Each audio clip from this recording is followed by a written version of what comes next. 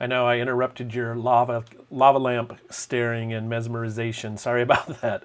I'll bring lava lamp cam back later on.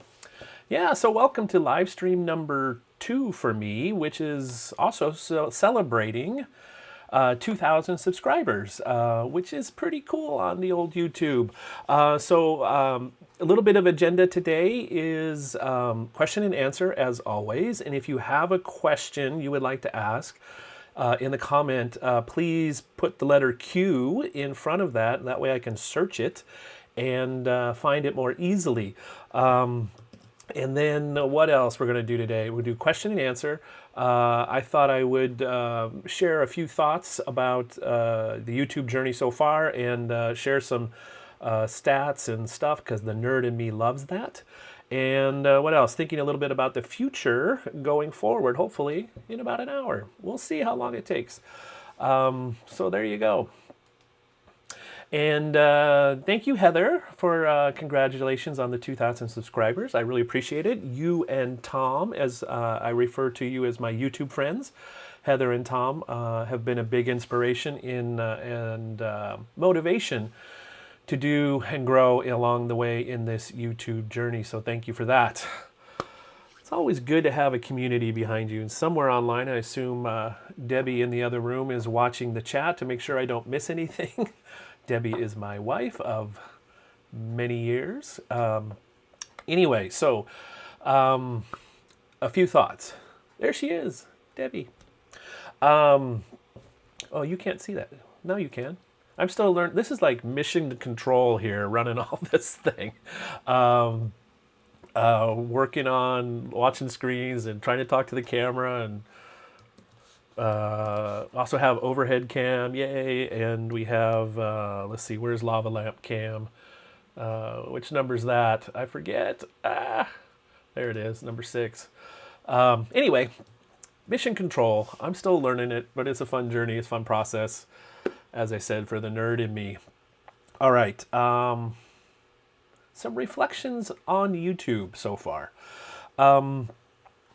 I am grateful and surprised that I'm at where I'm at today.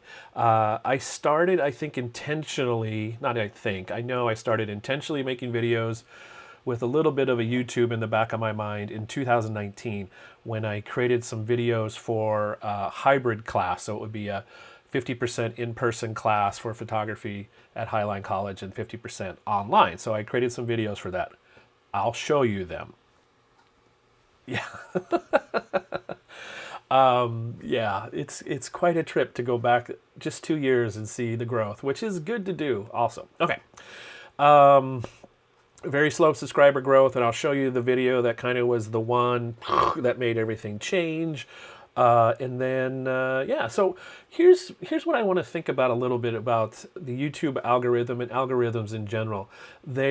It's kind of like when you go apply for your first job or you apply for your first loan. You can't get credit or a job without, for a credit, you need previous credit history, and for a job, you need previous experience. But how do you get an experience without the job? How do you get credit without a loan?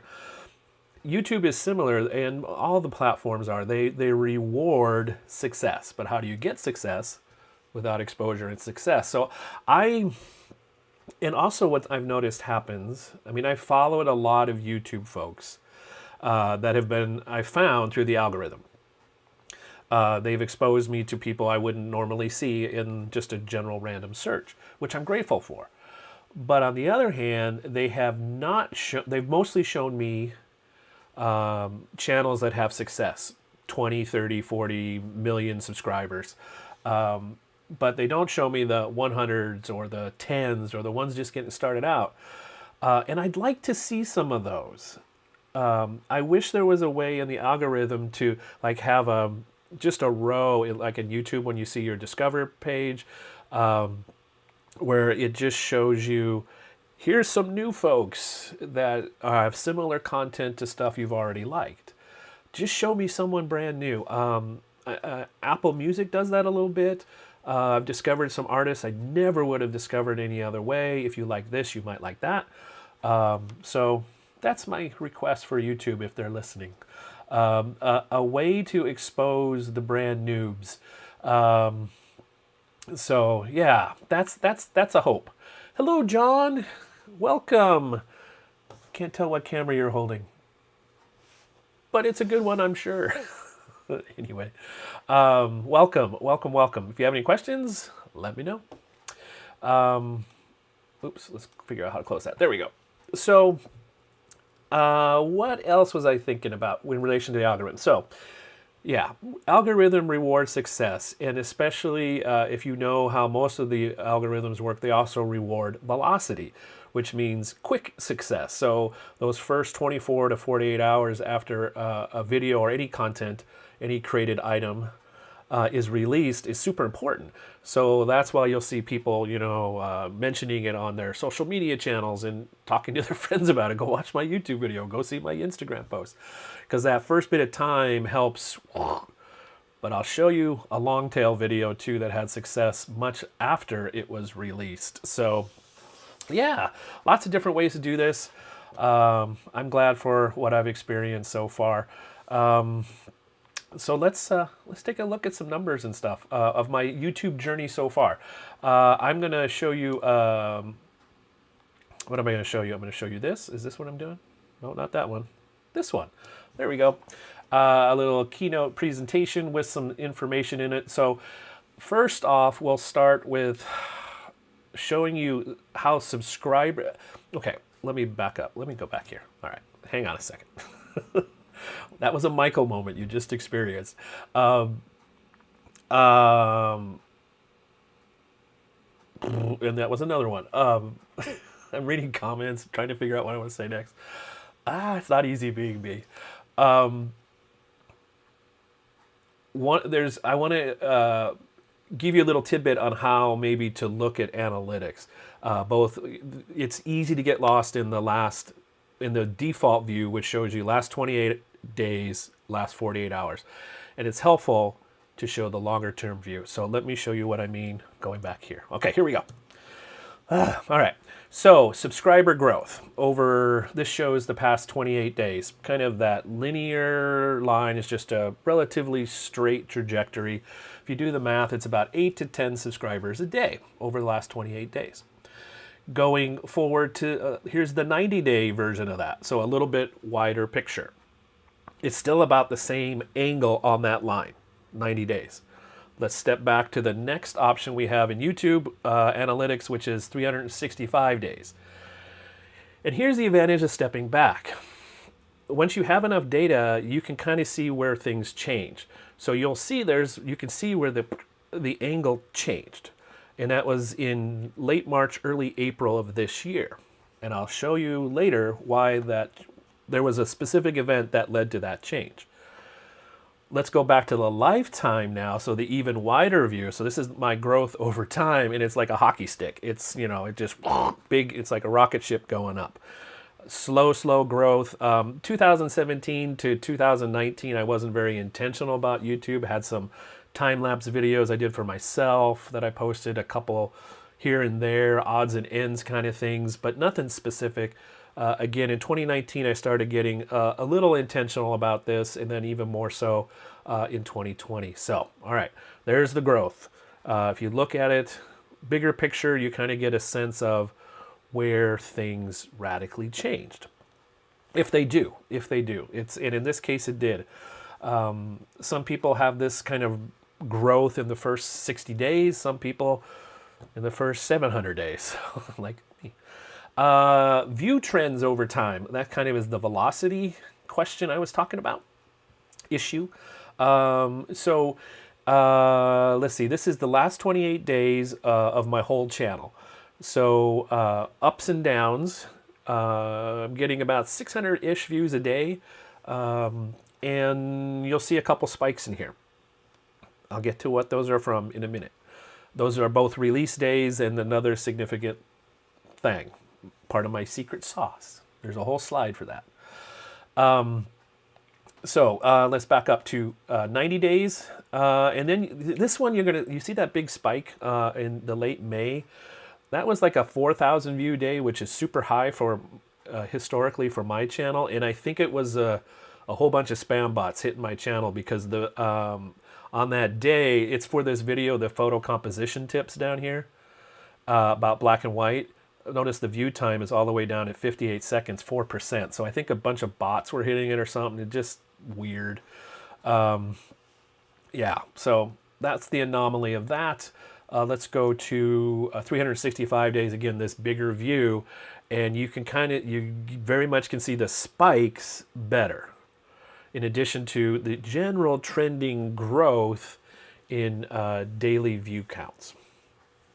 Again, that big picture is kind of cool. Don't forget, if you're looking at your analytics, if it has the option to look at a longer period of time, trends will start to emerge that are hopefully maybe a little more peace of mind or a little more inspirational than if you just look at the smallest chunk of time, which is maybe not reflective of the whole. And then here's the lifetime. I mean, again, you can see this reflects it's very similar to the subscriber growth. Big jump in the past year, even in past 6 months. So you get to see that in context of where we started. So if you're ever struggling in your journey of whatever, and you have some analytics to look at, and you can look again at that longer term view, they can be really, really helpful. So let's see what else. Video performance over time. This is the typical performance. This is that velocity peak. So you get a big jump at the beginning, and then it starts to level off, and maybe, for me, I'm getting 5 to 10 views a day instead of a few hundred. Heather agrees. Zoom out on your analytics. It's also good to zoom out every once in a while. Step back in life, but you step into the shadows. Sorry. Another Michael moment. I got to come back here. This is the typical kind of plateau, and then lots of growth, and then a plateau. And this is the view duration, the average audience retention that goes with this specific video. 15 to 30% is kind of my average, sometimes lower than that. I can't make 10-minute videos. I make 16 to 20-minute videos. Anyway, that's another story. But you can, again, how much of your audience is watching the whole video. Also, I don't know how much factors in if people played at 2 times speed. I know that affects the view duration, but I don't know if it affects they watch the whole thing. I don't know. Anyway, here is kind of this is the video. This is the video that changed things. So this is a video that I was very intentional about. I knew this lens. Do I have it in here? Oh no, it's in the... Debbie has it. It's in the other room. It's a 70 to 300 zoom lens for Fujifilm cameras, and it was coming out in March. I pre-ordered one, and picked it up the day it was released with the intent to make a video, take a couple hundred photos, make a video that weekend, and then do a initial impression video, because I figured that would be pretty popular. It was pre-sales, they were out of stock really quickly, so I knew there was a demand for that, and I figured, hey, there might be a demand for the video as well. A real world look at it from someone who bought it themselves, not was gifted it or loaned it by Fujifilm. So that's what this video is. This video is the best performing video I have, with 12,000 some views. And again, it has the quick slope up and then the plateau, although it's a little steeper plateau than some of the other ones, which tend to be a little shallow. Debbie just texted me, want me to run it over? That's okay. So this was one of my first strategic, I think I'm going to make a video that has both be something I enjoy doing, that has, I think, a wider appeal. So that's that growth. Next, this is kind of the long tail growth that happens on some videos. And this is if you have evergreen content that you've made, content that is not specific to an event or a bit of news or whatever, but will have some potential, hey, this will be true and interesting in a year or two from now. This video is an example of that. This is one of the first, in fact, I think the first lens review I did about long-term review of my favorite lens, which I do have in here. Where is it? This lens, the 18-135 zoom lens for Fujifilm. You can see the first few days, not a lot of views, but it's been steadily ramping up over time. And what happens is, if you have content that is similar, and or at your end screens, you do the thing where you say, if you like this video, watch this video. That's why this has got kind of the long tail growth to it. It's trending upwards. It's still on a growth trajectory. So just because a video doesn't perform well at first doesn't mean it doesn't have some potential down the road. You never know, especially if you can relate something else to it, point something else to it. There you go. It's a lot like life. Things connect. Life lessons from the YouTube algorithm. So, along the way, I discovered a secret sauce to help my success, because you saw the growth. It was pretty flat. 10, 20 subscribers a month, which is fine. I mean, I'm not in this for the numbers, although I well, I guess I love. It's nice to have the numbers. I'm not going to lie. It's nice to have that, both from it's nice to reach a wider audience. That's why I do this. I think I have a few things that other people could learn from. Yeah, so there's that. Okay, so I got, again, a little strategic, thinking, okay, how can I reach more people? Where can I find megaphones? And one of them was the photography a couple of general purpose photography websites I visit frequently. I sent them a synopsis of a video I was doing, and wanted to see if they'd publish it, and then they could link to my video. One did not reply at all. To f-stoppers. F-stoppers did not reply. But Petapixel, the other kind of big dog, whoops, focus, there we go. The other large general purpose photography website did. And since then, I've published a total of 12 articles, and they've linked to my videos, and that's those spikes you saw on the recent analytics, where that's publication day of Petapixel article, more so than publication day of the video. And usually they're about a day apart, just because of I submit the link, and then I submit the article, and then they publish it the day after I submit it. So yeah, I've got 12 of those floating around out there, and it's been a big, big help.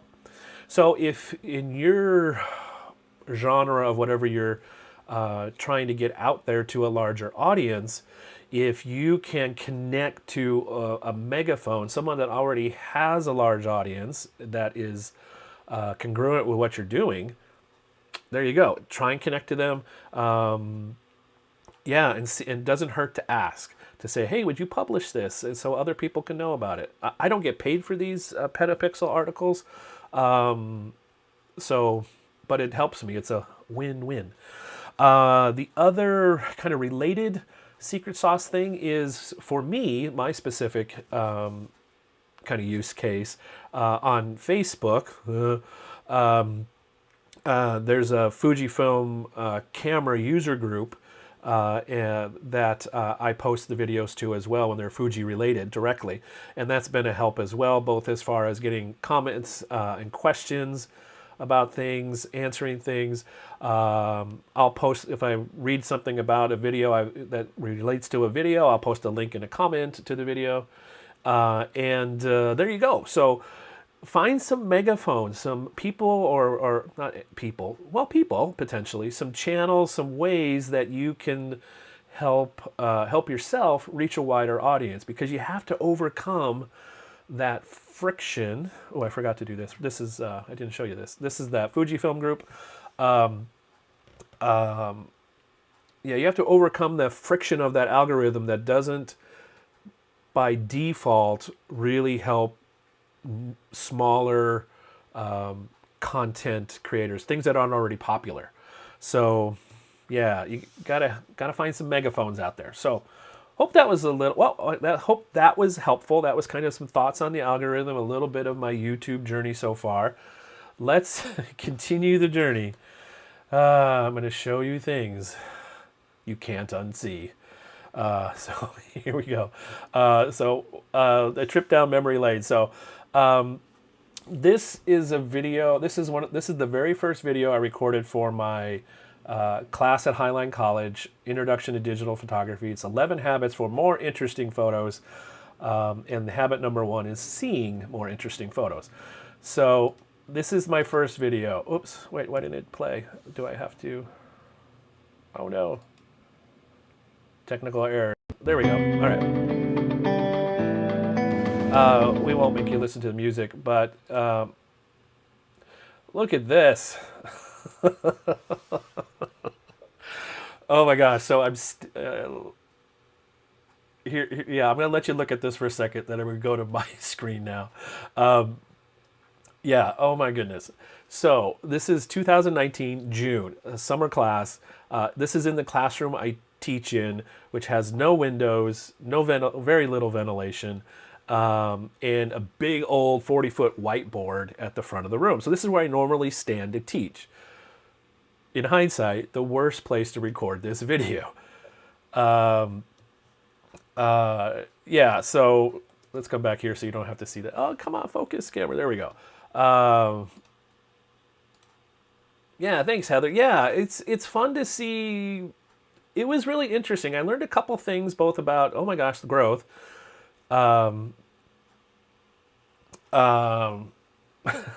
It's not even bad. Thank you, Heather. You are too kind. So let's show that back again. All right. So yeah, it's terrible. It's like it's the driver's license photo. And as a photographer, as a visual person, I'm a visual snob. So and I know what I was struggling with, so that makes it even worse. So here's what I was struggling with. Of all things, I was struggling with my glasses. The glasses I had at the time had that blue light coating on it, so they were kind of meant to block blue light, which meant any light that hit them directly reflected blue.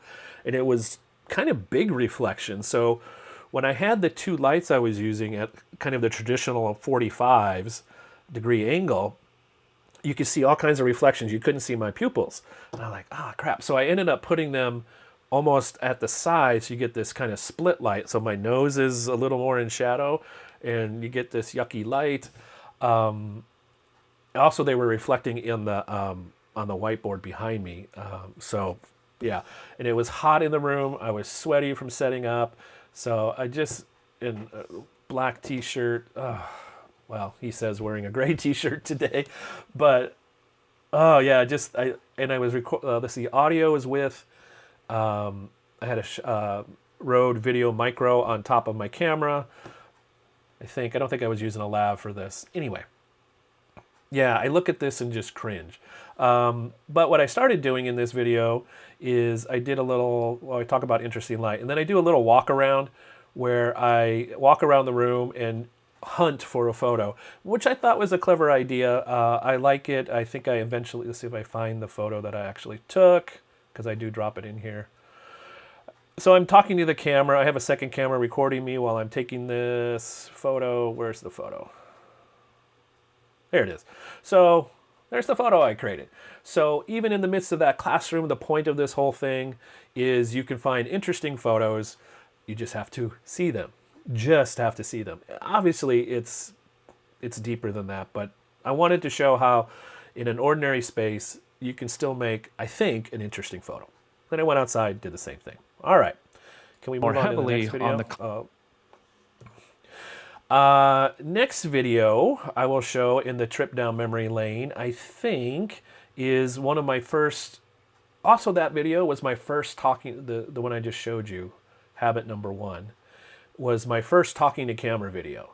So looking into the lens was weird. It wasn't real comfortable.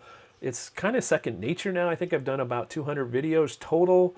So you get comfortable talking to the Cyclops there. So, all right, this video is my first. Oops, I gotta go back. How do I play the video?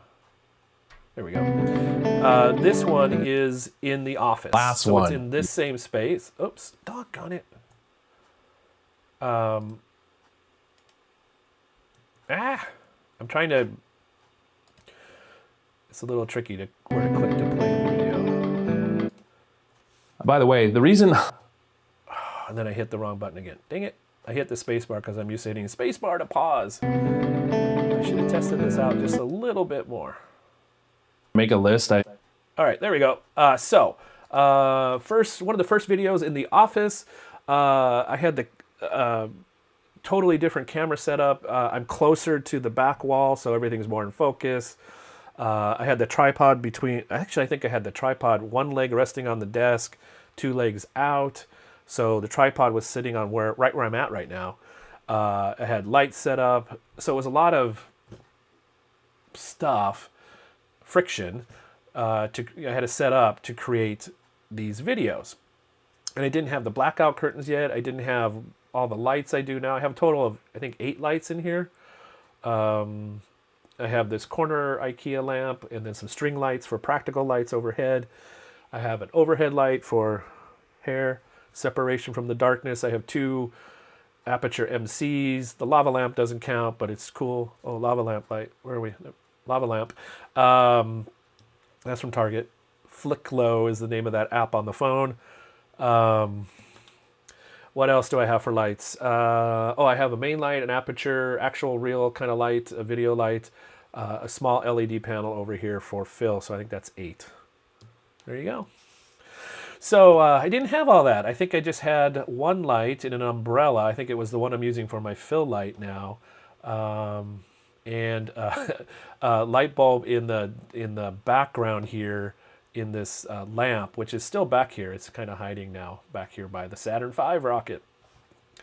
Anyway, that's my first talking to camera, talking to head video. All right, let's move on to, I tried a different arrangement.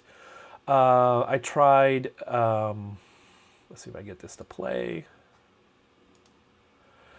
So I tried some videos with my computer as the background.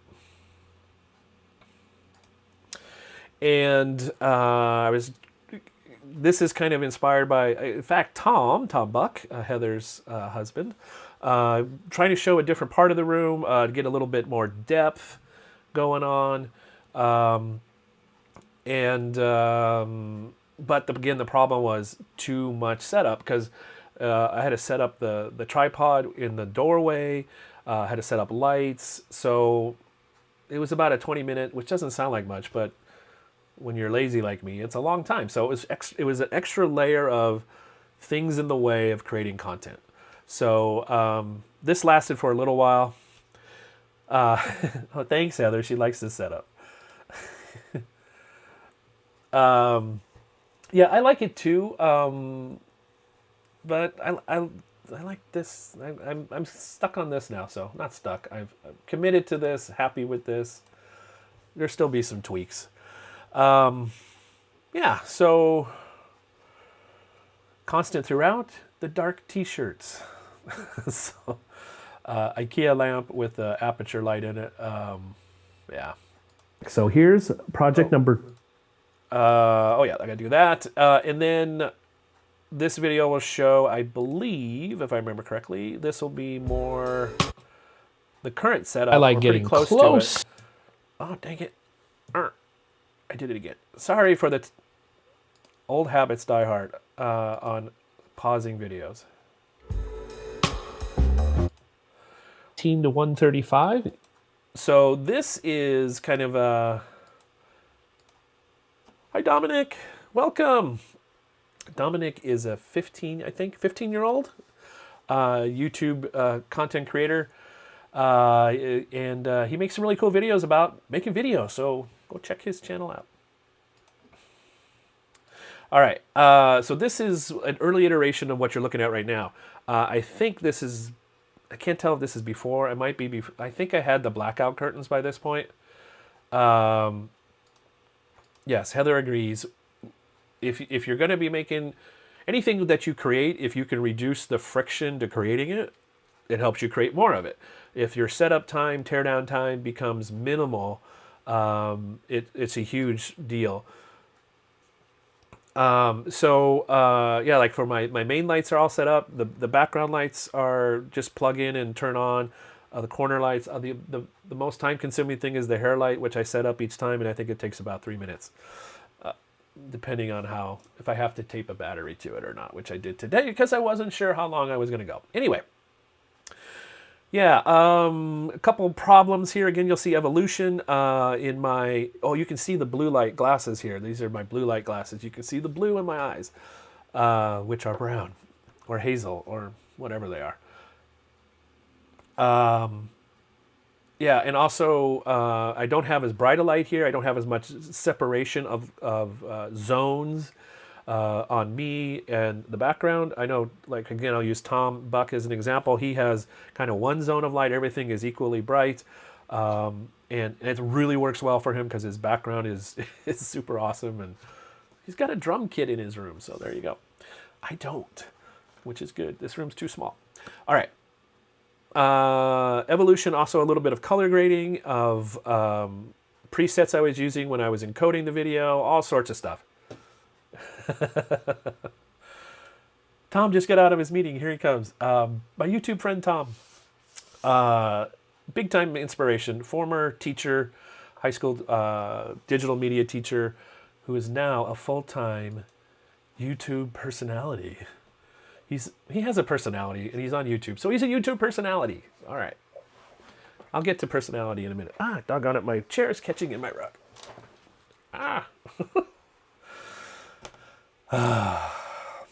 Anyway. Progress.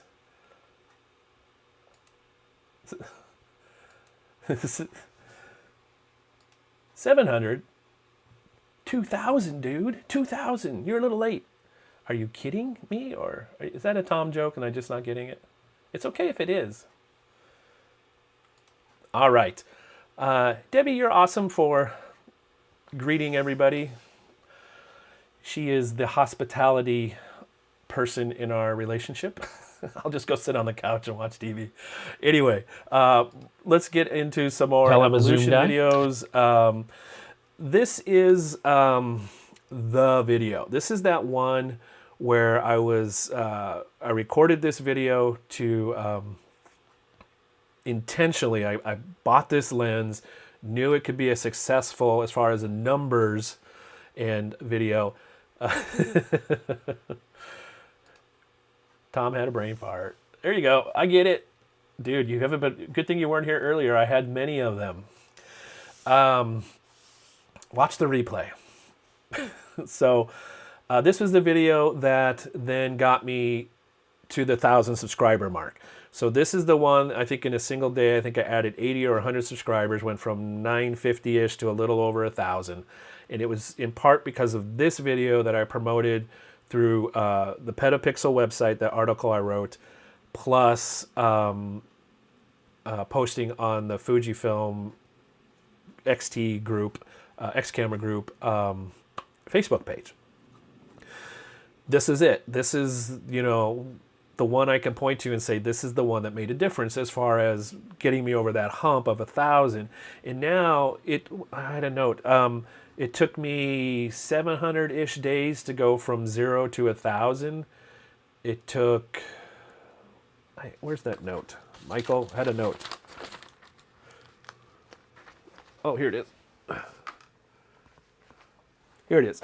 652 days to go, if we started in 2019 with the hybrid class videos, to go from kind of about 20 subscribers to 1,000. It took 113 days to go from 1,000 to 2,000. So again, I think success gets you more views. So if you can be patient, if you can do some strategic thinking about a video that could have mass appeal to get you over that hump, so that then you can reach that audience you want to reach all the time. I mean, there's that, all the creator folks, whatever we're creating, we always will struggle with how's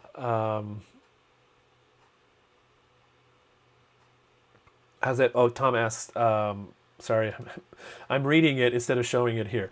Has that video changed where you want to take things? Did you give an idea of audience and purpose? Yes and no. It was, great question. That specific video reinforced that I can do lens review videos in a way that I enjoy, show a bunch of photos in addition to talking, and less so about the specs and the whiz-bang stuff and the things anybody can read off a marketing sheet. That I could do a video that was still congruent with the way I like to teach about photography, show more than just the specs.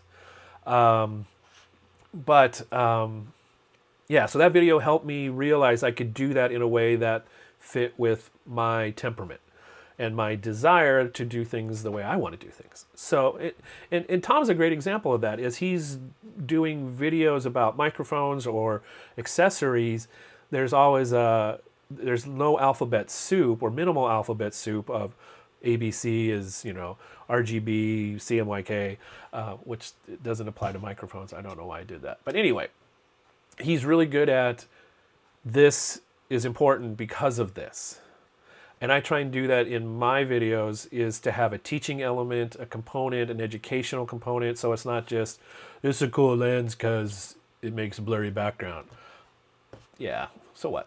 So, and Dominic is saying mass appeal is always a cool thing to think about. And I agree in the sense of, there's that, that struggle, I think, in a lot of folks who are making stuff, whatever you're making, if your desire is,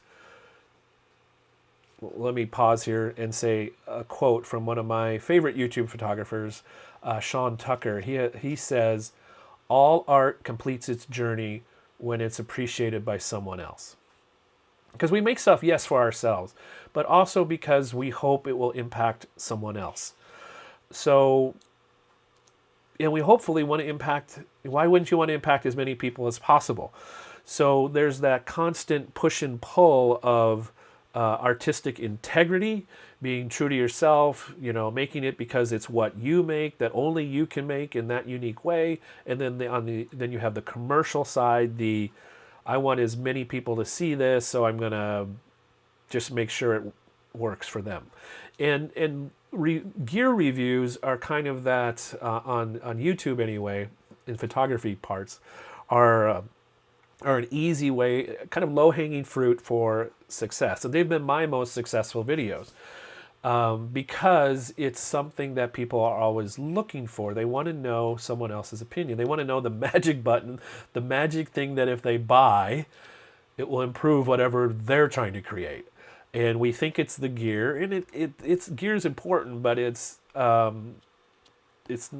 more important. There's no magic button here. There's no take a better picture setting. There's no, if you just do this, all your photos will be amazing. That's true of music. It's true of cooking. It's true of painting, all the arts. There's no magic. I mean, there's no secret to it. There's nothing. You just have to do it and discover what it is for you.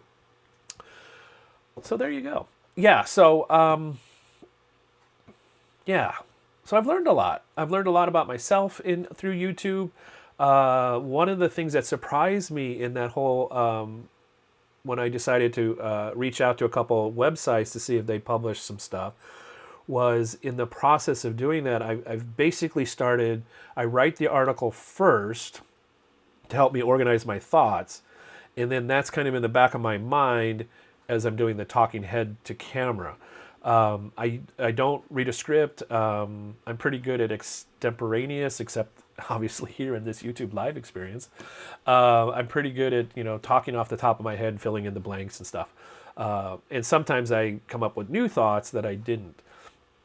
So that leads to, where am I going next in this whole YouTube thing? And I'm going to continue. That's the first thing.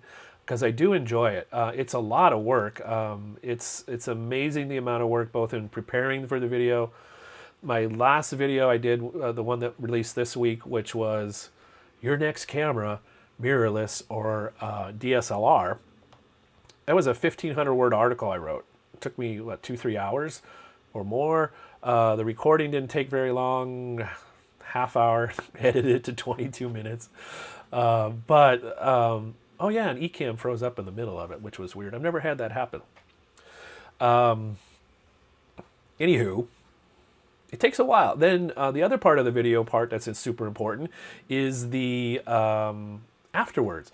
That video I'm really grateful for because it's not a controversial topic, but it's something that people have opinions about, pretty strong opinions potentially. I know I did when I was first choosing between DSLR and mirrorless for my next camera. And I've gotten a lot of comments, more than usual per view. And it takes time to reply to those comments because that's a super important part of why I want to do this. Is I want to engage with people, learn from people.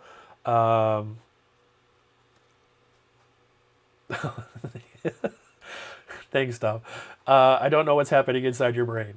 No one does. No one does. Not even me. Thank you. That means a lot.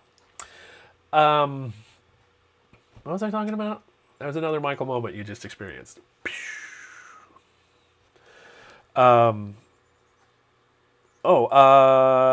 writing and and create. What was I talking about? Why am I out of focus? Every once in a while, this lens, this 16-55 on the camera, just decides, I'm going to focus back here. Silly camera. All right. Photography, journeys, what's next? What I want to do is, I realized in some of my recent videos, and part of the fun of that step back in time into the old videos was I watched a couple of videos where I was more playful. And I haven't been as playful in the last few videos, I would say past couple dozen. It's not been as much of me because it's been a little bit more like my writing. I don't write like I talk. I write like my 8th grade teacher taught me to write. You know, it's not stilted, but it's intentional. It's not a lot of personality to it. It's the facts. It's A to B to C to D. So I think in my past recent videos where I've written everything first, had a little less spontaneity in it, a little less personality. So I want to inject more of that because that's what people connect to. In addition to the content, it's the person presenting the content. Education of any kind is part entertainment.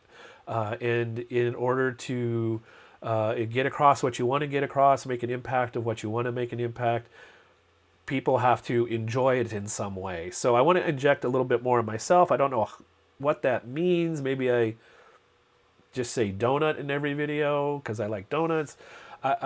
Tom has a great hook. I keep using Tom. Sorry, bud.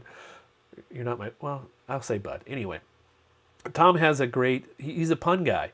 Dad jokes, puns, all that good stuff. It's just top of mind for him, and he doesn't really, it's part of his shtick in a good way. It's part of his brand. It's part of, when you watch a Tom video, that's what you expect to see. Yeah, so I kind of I need a little bit of that. I kind of want that. I don't know what to hang that on yet. I remember a former student watched a couple videos and said, it's not like being in class with you. There's something missing. And I really appreciated that because that was a helpful, oh, come on, focus. See, what are we doing here? Do I need to sit here? Anyway, I'll sit here. I'll put the pensive pose on, and you can look at all the lines on my face. Tom says we can be buds. Thank you. Awesome. Eventually we can travel and maybe even meet face-to-face someday, although I think you'll have to come to Seattle. I'm not going to 120-degree Indio anytime soon.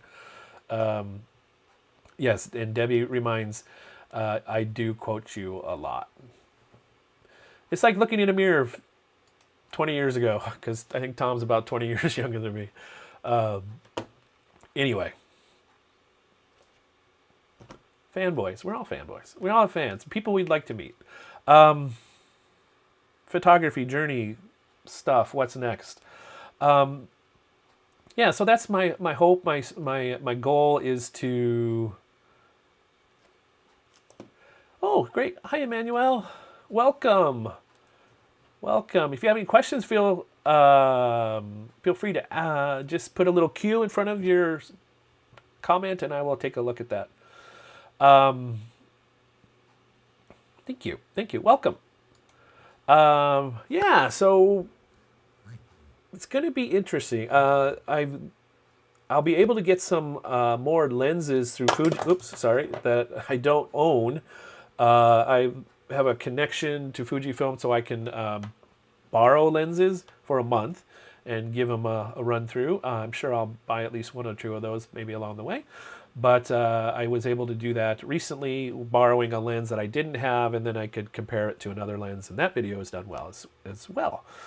Yeah, and it's I kind of want... The other thing I've been thinking about strategically for the channel is thinking about how focused I want to be versus general purpose in some ways. I know there could be more numeric success if I just concentrated on Fujifilm stuff, because they say to niche down and find your... And I enjoy that, and that'll still be a component. But I've always struggled against just being one thing. I don't like... Just ask Debbie, don't put me in a box. I ask what box. Think outside the box. Why are we even talking about boxes? That's what I always say. Why are we having boxes? So, some of the general purpose stuff, the philosophical stuff, I kind of like my channel to be a combination of... Oh yeah, I know. I hadn't thought of it until just this moment. I would like my channel to be a combination of what Tom does, his sitting at desk, talking about products and tech and with a lot of personality, and a YouTube photographer named James Popsis who lives in Wales in the UK.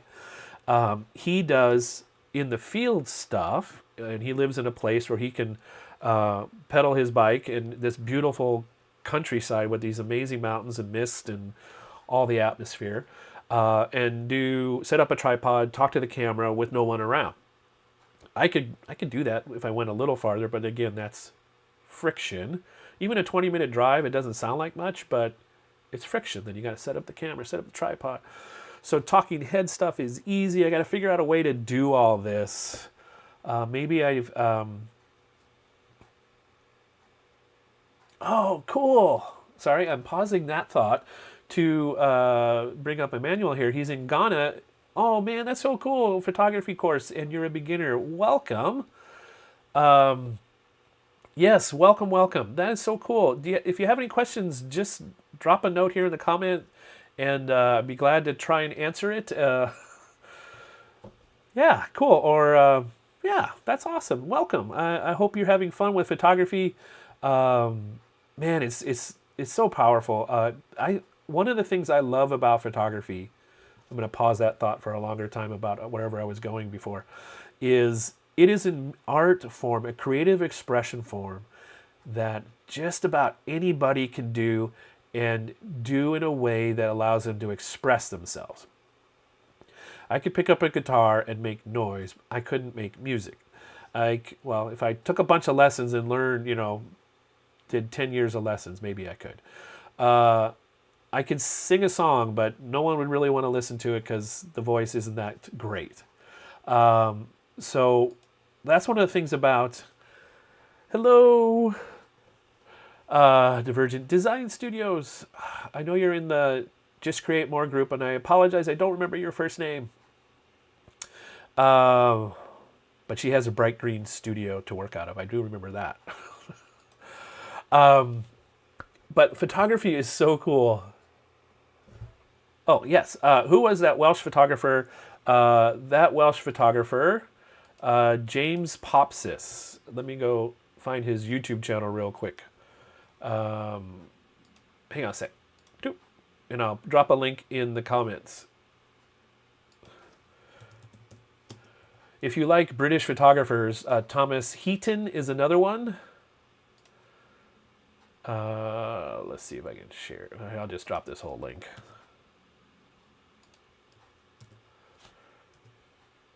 Can I do that? Yeah, there's a link to James' channel. There are a whole bunch of awesome, amazing photographers in the UK that just, maybe it's the accent, maybe it's just because I've been to the UK once and I want to go back so bad, but I'm drawn to the UK photographers. I think I only follow, well, I follow 3 or 4 photographers. Speaking of that, photographers on YouTube, they're mostly guys. I am one too, I know, I'm adding to the demographic issue, but ladies, if you're watching, we need more. We need more of your voices and your presence. There are a few that are very large presence. There's Sarah Dici, who does tech reviews, and Jessica Kobayashi, who does portrait stuff. And then there's a Scottish, what's her name? There's a few, but again, if you go looking, it's hard to find them. I know my demographics on my videos skew male, like 70 to 30 or even higher. So, yeah. Oh, yeah, Tom is saying he loves Thomas Heaton. Yeah, his van build was really cool. Yeah, his videos are a great example. He takes usually 1 or 2 photos during the time of his video, but you just feel like you just had a massage because it's just relaxing usually. It's entertaining. Yeah, so it's... Yeah, they're fun videos, and I think Debbie has a crush on them, but I'm over it, so that's all right. Here's Emmanuel's question. What will be best exposure setting for taking a group picture of more than 10 people? My favorite photography answer is it depends. Here's why. There's no one magic setting, but there are some things to pay attention to. First, your shutter speed needs to be short enough duration, which is a fast shutter speed, Emmanuel, that you won't have any camera shakiness. For most people, that means like 1/125th of a second or 1/160th of a second. Those are safe for most people. So start there.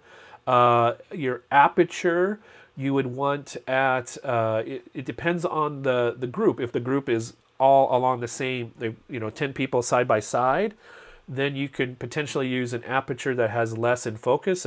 I keep reading the comments, sorry. That has less in focus, so you can get separation from that line of people this way. But if they're stacked, so maybe you have one person here and then another, maybe you have 3 rows, you'll need an aperture that's smaller so that you can get the front person in focus and the back person in focus, as well as the middle person.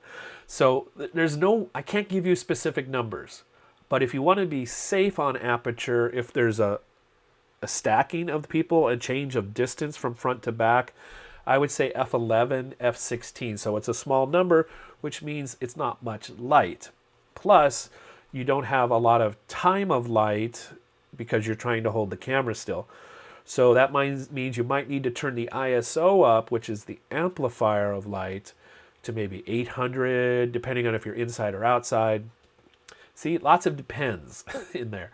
When in doubt, put your camera in the P mode, the program mode, and take a picture. See what it comes up with, and then zoom in on that picture on the playback and check your focus and your sharpness. That would be my suggestion. And I hope your photo turns out really well. Thanks for asking. Cool. See, I can't give a 30-second answer. It's just not in my DNA. Sorry. Thanks, Emmanuel. That was awesome. If you have any other ones, please throw them in here. We'll go for a few more minutes. What time is it? It's almost 11 Pacific time. Let's check out Lava Lamp Cam and the little virtual flip clock. Oh, and sorry, that's my phone. This is a phone. My iPhone is running that camera because I tried hooking. I have 3 Fujifilm cameras. I have the overhead one here, which I haven't really used. Hey, you want to see? I have merch. Here's my logo on a t-shirt, which is what I'm wearing here. Anyway, and then I have the Fuji there. And I tried hooking up a third with their Fuji software, and it just didn't work, so I'm using my phone. I need an A10 Mini, Tom. Hook me up. Yeah. Oh, I know what I was talking about. Photography is a creative expression that just about everybody can do. So that's why I love photography in my... I know at least I turned off the preview of notifications. Of course, when I go to that camera, it would have a notification come in. I didn't want to turn off everything because it's my main phone. So, friction. It's the story of my life. Anyway, yeah, I only use Outlook for my school stuff, for college teaching things. When I was doing graphic design full time, and when I would want to share things, but who wants to see a logo for an insurance company? Except for the people at the insurance company you made it for. Maybe their family and friends and customers. But when you create a photo, that's easy. Most people would enjoy seeing that. They may not quite get it, or they may not appreciate it at the moment, but photos are different. There's something special about them that, just like music too, most people can kind of get their heads around, enjoy, appreciate, understand. So it's a great medium for sharing personal things or ways, and I think it's so important to create. The more we create, whatever it may be it YouTube videos, be it food, be it, all the things, writing, traditional arts and such like that, music. I think the better we are as people, not better, the more content we are as people, and potentially more interesting. I try not to say create better photos, I try and say more interesting photos. Better implies so much subjectivity and all that or so much objectivity that doesn't exist in photography. So anyway, blah, blah, ramble. Any other questions? Questions out there? Is there questions I wanted anybody to ask? Ooh, I get the reflection of my grid in my glasses there. I'm going to take a drink of water while I think. Okay. Well, we're up on an hour. It feels like a good time to stop. This room gets super stuffy. I love this space, but the only downside is it gets really stuffy. I'm sweating. Too much information, Michael. Anyway, thank you for joining today. Really tickled that you were here. Those of you who were here, I hope there were some thoughts or introspections along the way that might be interesting in your journey. I'm thinking of doing these live streams on the first Wednesday of the month at 10 o'clock. So stay tuned. Maybe more frequent, but that's I think a schedule I could potentially manage.